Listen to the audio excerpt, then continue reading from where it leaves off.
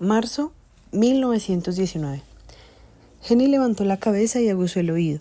Del patio le llegó un sonido al segundo piso, un sonido nostálgico, como el teñido de las campanas y el canto de un mirlo.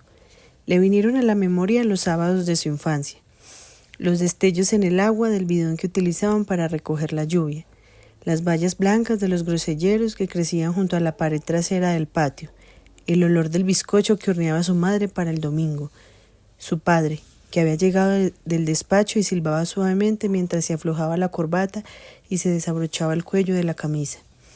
Jenny se acercó a la ventana, la abrió y escuchó el sonido que le había hecho evocar todas esas imágenes, el chirrido del viejo columpio.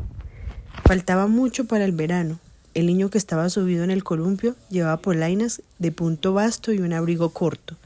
El cielo era gris, los groselleros aún estaban pelados. Sin embargo, en el campo ya se veían los primeros brotes, en la orilla crecían campanillas de primavera y la luz parecía más esperanzadora que unos días atrás. Los duros meses de invierno habían pasado y con ellos los oscuros años de la guerra. ¿Cómo es que aún estás en camisón, hija, y ahí plantada con el frío que hace? Jenny se volvió hacia su madre, que había entrado en la cocina y se acercaba a la ventana donde estaba ella. No son ni las 8 y la señora Luder ya ha dejado que el niño salga al patio. Els Godhusen sacudió la cabeza. Anda, espabila, todavía queda agua caliente en el hervidor, te la echo en la palangana. El niño se bajó del columpio y Jenny dejó de verlo. Posiblemente había entrado en casa por el sótano. El columpio aún estaba meciéndose un rato.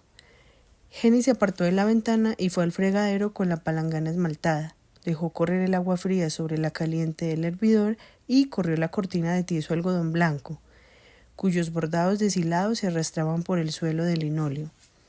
Las anillas de la cortina se deslizaron por la baranda de hierro y el blanco algodón formó un pequeño reservado en medio de la cocina.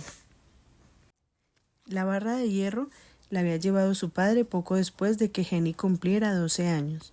La niña se está desarrollando, había dicho Heinrich Godhusen. No puede ser que la veamos cuando se baña. El día anterior, Jenny había cumplido 19 años y su padre hacía tiempo que estaba muerto. Había caído en la Gran Guerra. Jenny se quitó el camisón y cogió el jabón de violetas. No era tan áspero como el que había en tiempos de guerra, que apenas contenía grasa y en el que prácticamente había de todo, hasta barro para hacer ladrillos. Sumergió un instante el preciado jabón en el agua y lo pasó de una mano a otra, pensativa, hasta que hizo un poco de espuma. Luego empezó a lavarse la cabeza a los pies. Huele toda la cocina, observó su madre orgullosa de habérselo regalado. El jabón estaba en la mesa con los regalos de Navidad, junto a un maletín de comadrona de segunda mano, pero en buen estado. Els Godhusen había sacrificado un poco de margarina para que el cuero oscuro estuviera lustroso. Para la futura comadrona, afirmó. Es mejor incluso que enfermera. Tu padre estaría muy orgulloso. Madre e hija quisieron impedir que se fuese a la guerra precipitada y voluntariamente a sus 38 años. No te hagas el héroe, le dijo Els, pero Heinrich Godhusen se dejó llevar por el delirio patriótico de agosto de 1914. Agitó el sombrero, no el rígido, sino el ligero sombrero de paja que con tanta alegría se movía. Larga vida Alemania, larga vida al Kaiser.